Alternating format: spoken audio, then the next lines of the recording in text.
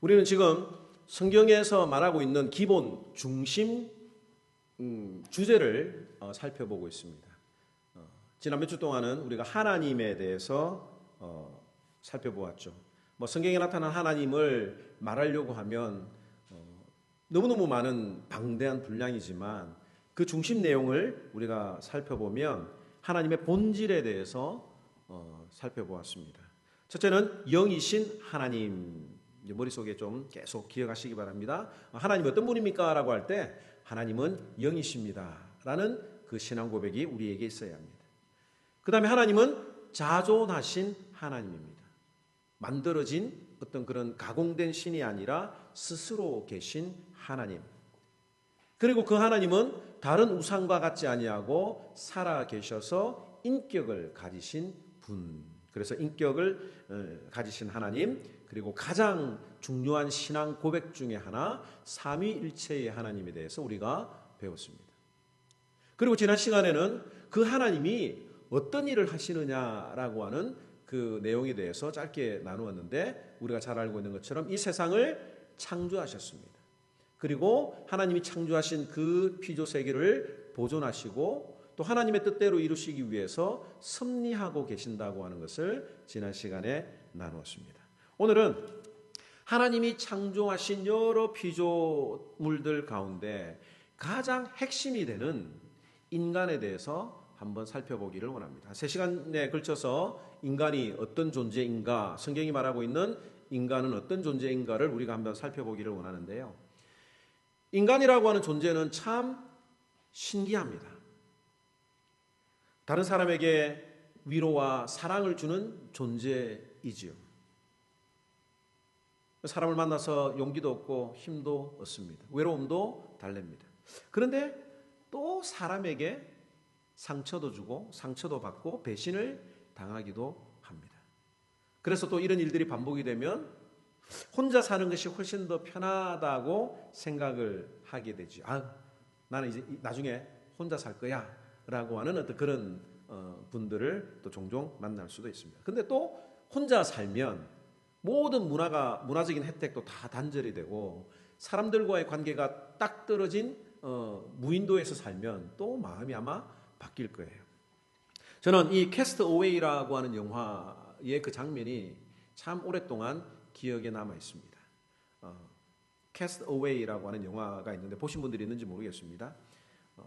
이 주인공이 페덱스 이 물건을 운송하는 화물 항공기에서 일을 하다가 그 화물 항공기가 추락을 해서 혼자 무인도에 떨어진 그 이야기입니다. 그 무인도에서 어떻게 살다가 다시 이제 가정으로 돌아오는 어떤 그런 내용이 이제 기본적인 줄거리인데, 이 주인공이 마침 그래도 그 비행기에 있던 화물 짐들이 같이 떨어졌어요. 그래서 바다에 떠밀려온 그 여러 물건들을 가지고 이제 혼자서 생존 기술을 막 터득해 가고 있는 중이었습니다. 그런 장면들을 막 묘사를 하죠. 그런데 뭔가를 하다가 손을 다쳤어요.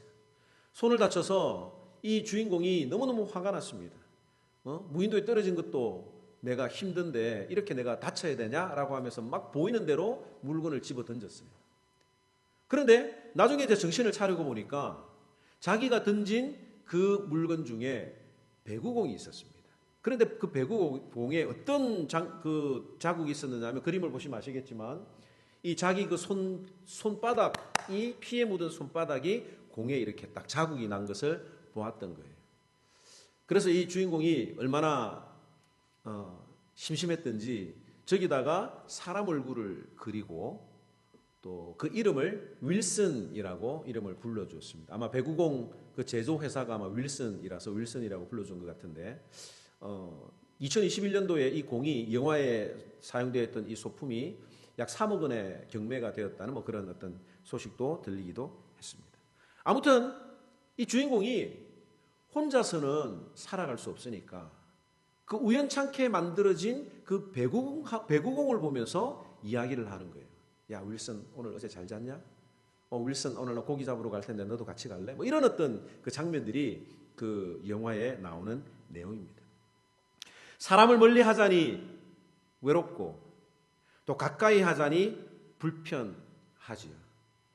세상에서 제일 힘든 것이 그 중간인 것 같습니다.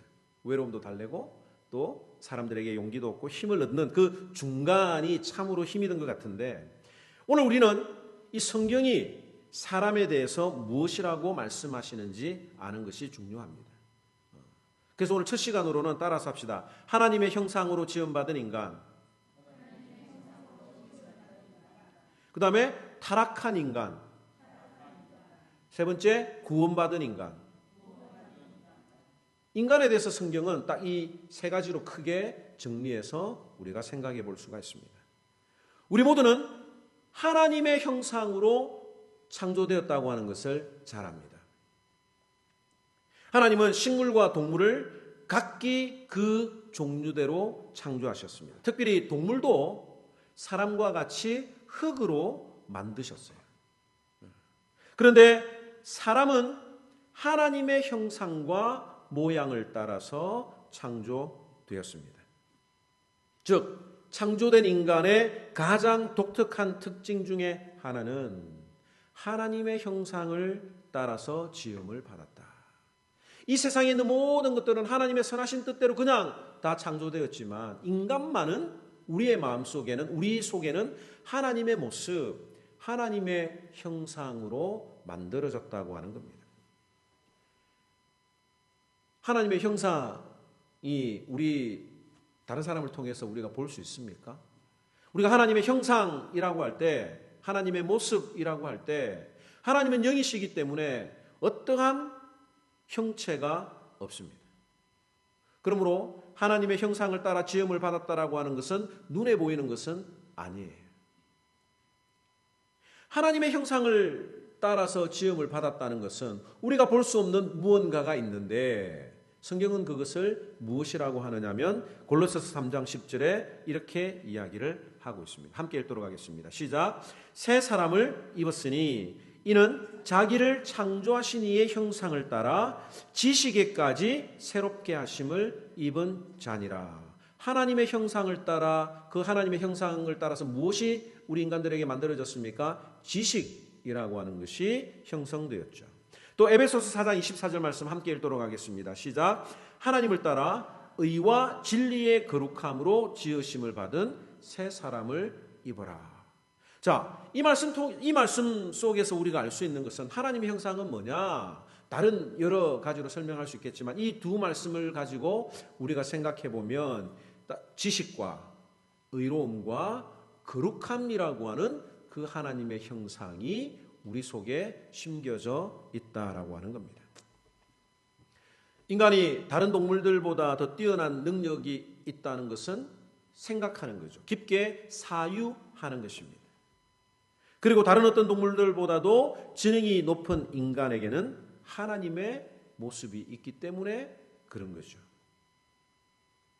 우리 인간들의 마음속에는 하나님을 올바르게 알고 피조물들을 이해하고 다스릴 수 있는 지혜를, 그 하나님의 지혜를 우리 속에 심어 주셨습니다. 또 사람들은 동물과 다르게 본능적으로만 살지 않습니다. 사람들의 마음에는 양심이 있지요. 그리고 도덕적인 기준을 따라 살려고 합니다. 그 이유 역시 하나님의 형상대로 지음을 받은 증거가 되는 거죠. 하나님의 뜻과 하나님의 목적에 순종하려고 하는 마음이 인간들에게 있는 것, 이게 하나님의 형상을 따라 지음받은 증거입니다. 그리고 셋째는 죄를 멀리하고 하나님을 닮아가려고 하는 마음을 우리 인간들의 마음속에 심어 주셨습니다. 이것이 지식과 의와 거룩함, 하나님의 형상대로 우리가 지음을 받은 것입니다. 사람이 인격적인 이유는 인격적인 하나님의 모습을 따라서 창조되었기 때문입니다. 그 왜 하나님께서는 우리에게 하나님의 형상대로 만드셨을까?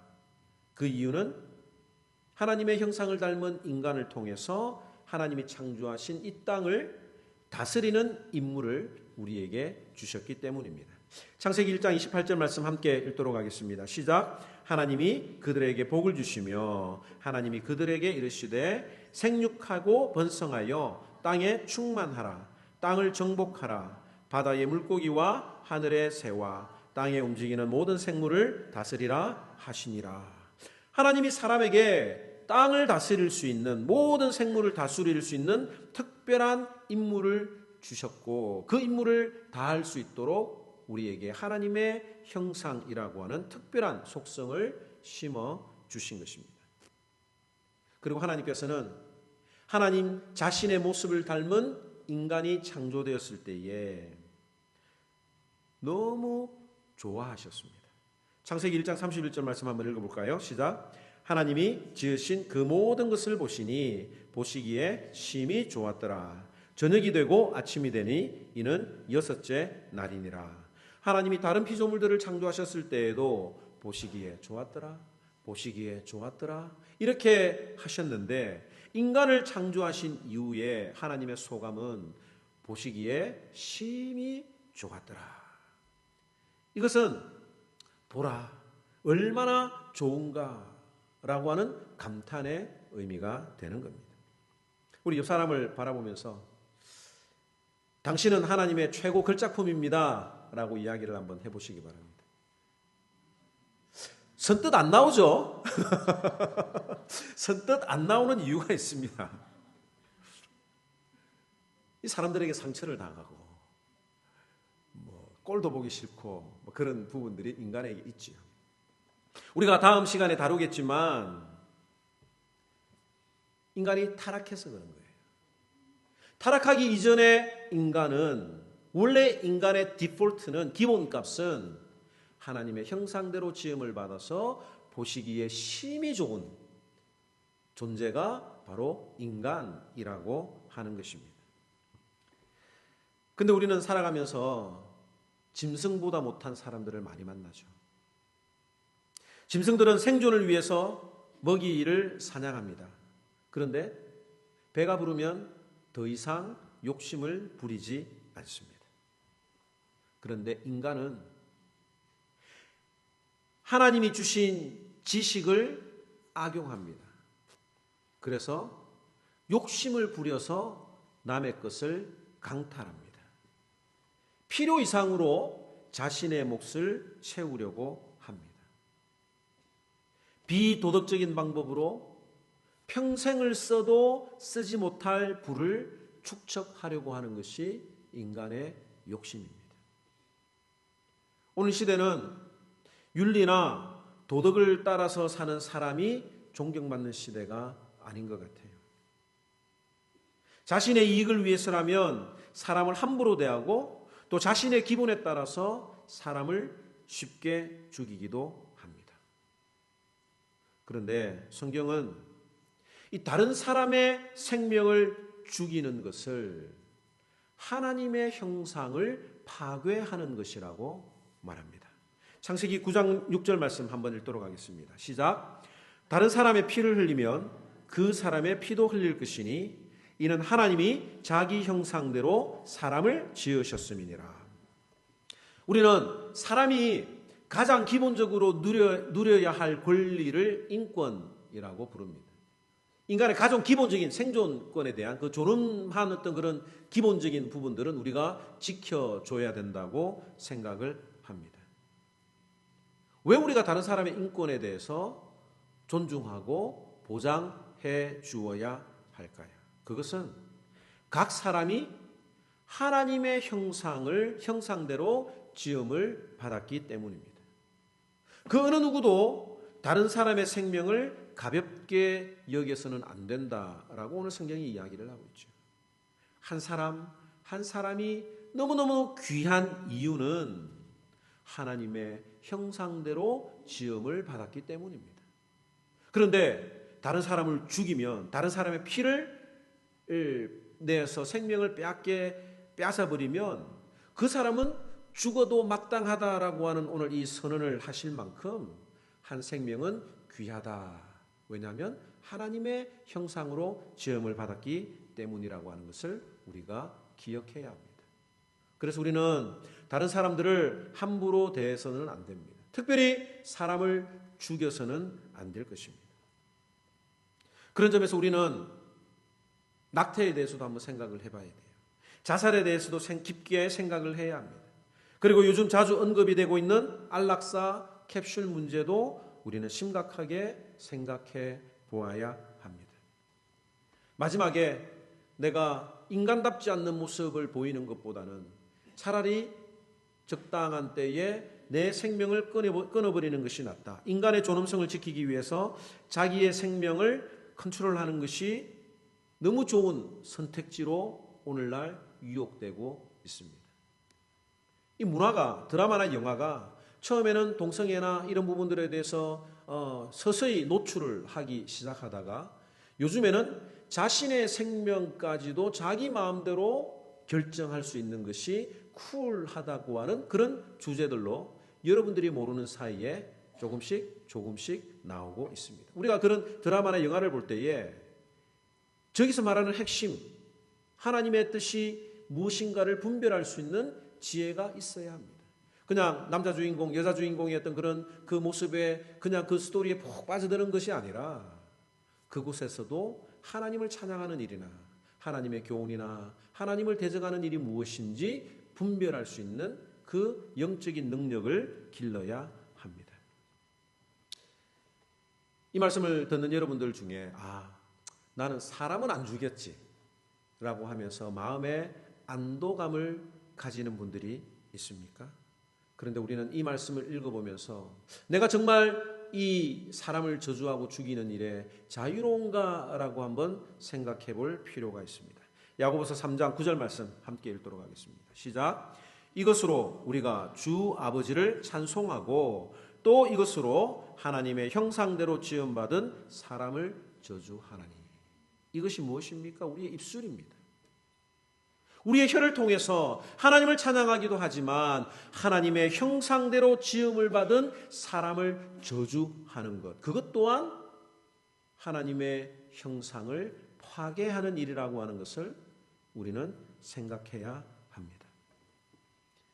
우리는 옆 사람을 대할 때, 다른 사람을 대할 때, 이 사람은 하나님의 형상대로 지음을 받은 존귀한 존재라고 하는 것을 우리가 인식하면서 살아야 합니다. 신자들은 사람들의 외모로 평가해서는 안 되죠. 그 사람이 어떤 행동을 하느냐에 따라서 그 사람을 저주해서도 안 됩니다. 모든 사람은, 심지어 예수 안 믿는 모든 사람들도 한 생명 한 생명 모두가 다 존귀한 존재다. 이런 기본적인 생각을 가지고 사람을 대해야 합니다.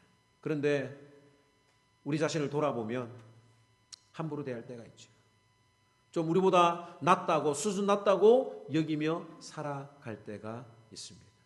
그것이 엄밀하게 이야기하면 하나님의 형상대로 지음을 받은 그 사람을 저주하고 하나님의 그 형상을 파괴하는 일과 같다고 하는 것을 우리가 생각해야 합니다. 그러므로 신자들은 한 영혼들을 소중하게 여겨야 합니다. 그 이유가 뭐라고요? 모든 사람은 하나님의 형상대로 지음을 받았기 때문입니다.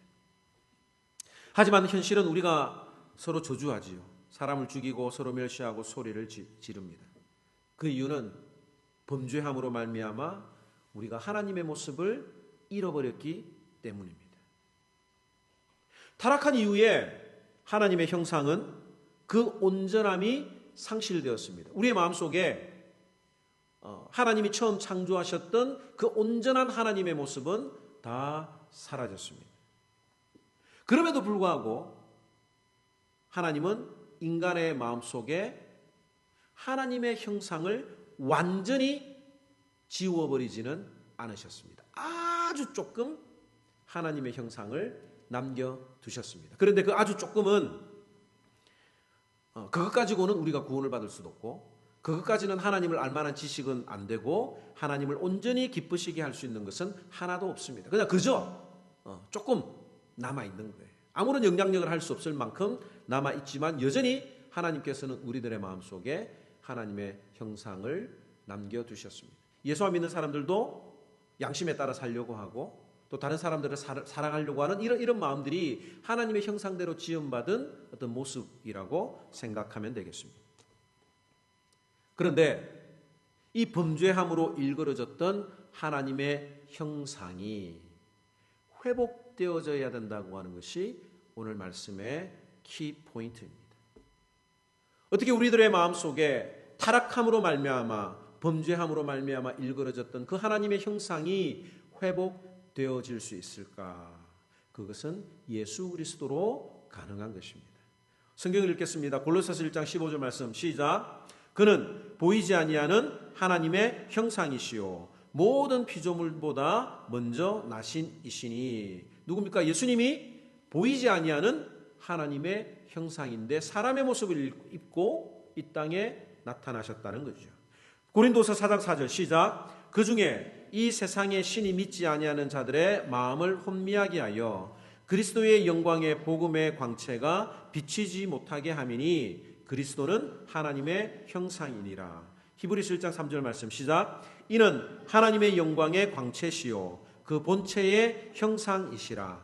그의 능력의 말씀으로 만물을 붙드시며 죄를 정결하게 하는 일을 하시고 높은 곳에 계신 지극히 크신 이의 우편에 앉으셨느니라. 예수님은 하나님의 형상으로 지음을 받은 것이 아닙니다. 그분 자체가 하나님의 형상입니다. 눈에 보이지 않는 하나님의 형상, 그 하나님의 속성이 이 땅에 오신 예수 그리스도를 통해서 더욱 하나님의 형상을 우리들에게 구체적으로 드러내 보이신 것입니다. 그러므로 우리는 예수님을 통해서 예수님을 따라 살아가는 삶을 통해서 하나님의 형상이 온전히 회복될 수가 있는 것이죠. 로마서 8장 29절 말씀 함께 읽도록 하겠습니다. 시작. 하나님이 미리 아신 자들을 또한 그 아들의 형상을 본받게 하기 위하여 미리 정하셨으니 이는 그로 많은 형제 중에서 맏아들이 되게 하려 하심이니라. 예수를 믿는다는 것은 파괴된 하나님의 형상이 회복되는 것입니다. 지식이 회복이 되고 의가 회복이 되고 거룩함이 회복이 되는 거예요. 이 땅에서 예수님을 만나고 난 이후에 계속해서 우리의 모습은 하나님이 만드셨던 최초의 사람의 모습으로 자꾸 변화되고 회복되는 것입니다. 그리고 마지막 천국에 들어갈 때에는 완전히 회복이 되는 거예요. 이 땅에서는 하나님의 온전한 모습으로 완전히 회복되지는 않습니다. 그러나 서서히 회복이 되다가 마지막에 천국에 들어가면 거기 있는 모든 사람들은 하나님이 처음 만드셨던 아담과 하와의 모습으로 우리가 변화되고 회복된다라고 하는 거죠. 그러면 우리가 하나님의 형상을 회복하기 위해서 열심히 의지를 다지고 행동을 실천함으로 하나님의 형상이 회복될 수가 있을까요? 성경은 마음이 바뀌어야 된다고 말을 합니다. 죄로 가득 차 있는 내 마음이, 육신의 정욕으로 가득 찬 내 마음이 예수 그리스도로 채워지면 채워질수록 하나님의 형상이 회복되는 것입니다. 고린도후서 4장 6절 말씀 함께 읽도록 하겠습니다. 시작. 어두운 데에 빛이 빛이라 말씀하셨던 그 하나님께서 예수 그리스도의 얼굴에 있는 하나님의 영광을 아는 빛을 우리 마음에 비추셨느니라. 하나님이 예수 그리스도의 얼굴에 있는 하나님의 영광을 아는 그 빛을 우리 마음에 비추어 주실 때에, 내 마음속에 하나님의 빛이 들어올 때에, 예수 그리스도의 빛이 들어올 때에 우리가 하나님께 영광을 돌리고 우리의 형상이 회복이 되는 것입니다. 마음에 악한 생각이 들 때마다 이건 내 모습이 아니야. 마음에 딴 생각이 들 때마다 사람을 차별하고 하나님의 형상을 파괴하고자 하는 그런 마음이 들 때마다 자신의 뺨을 한번 세게 때리시기 바랍니다. 정신 차려. 나는 하나님이 원래 창조하신 그 온전한 모습으로 변화되고 회복되는 중인데 어떻게 내 마음속에 그런 사탄의 생각이, 죄의 종노릇하는 육신의 생각이 내 마음에 들어올 수 있는가라고 날마다 정신을 차려야 할 것입니다.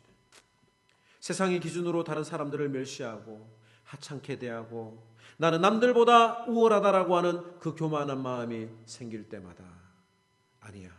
모든 인간은 다 하나님의 형상으로 지음을 받은 존귀한 사람임을 고백하며 저들도 나와 하나님 앞에 존귀한 존재임을 알고 그렇게 살아가야 할 것입니다.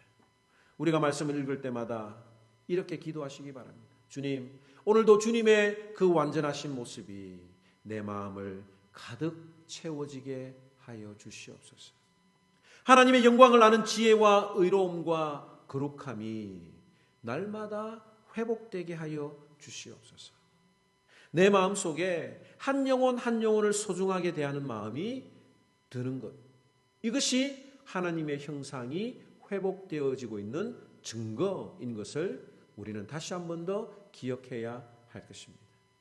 우리가 교회 나오지 않는 사람들, 아직도 예수 그리스도의 사랑과 은혜를 모르는 분들에게 복음을 전하고 정말 우리가 십자가의 사랑과 헌신으로 그들을 대하는 이유는 바로 이 이유 때문이에요.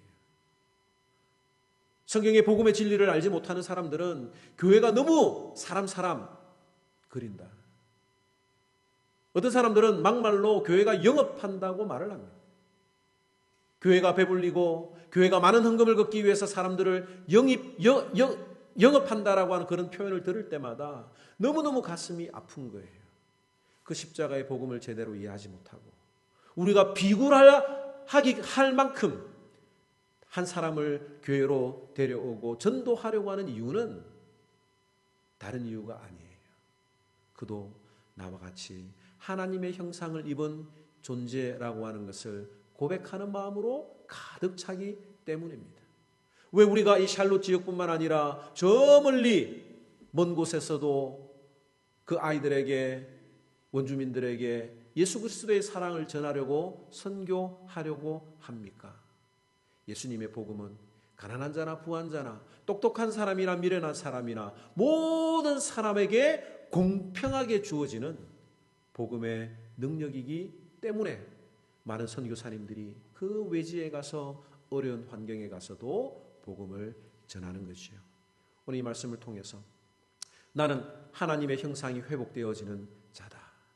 그 한 영혼 한 영혼들을 귀하게 여기는 마음이 날마다 내 마음속에 솟구쳐 날 때에 그것이 예수님의 마음으로 채워지고 있음을 기억하시기 바랍니다. 사람이 싫어지고 사람 상대하기가 힘들고 어려워서 피하고 싶고 이런 마음이 들 때 내 마음속에 예수 그리스도의 사랑이, 예수 그리스도의 마음이 사라지고 있는 것은 아닌지, 식어지고 있는 것은 아닌지 우리가 돌아보아야 할 것입니다. 우리 함께 이 찬양 부르면서 주님, 매일마다 주님 앞에 나아가기를 원합니다. 날마다 새롭게 하시고 주의 은혜로, 주의 사랑으로 채워주시옵소서. 함께 찬양하도록 하겠습니다.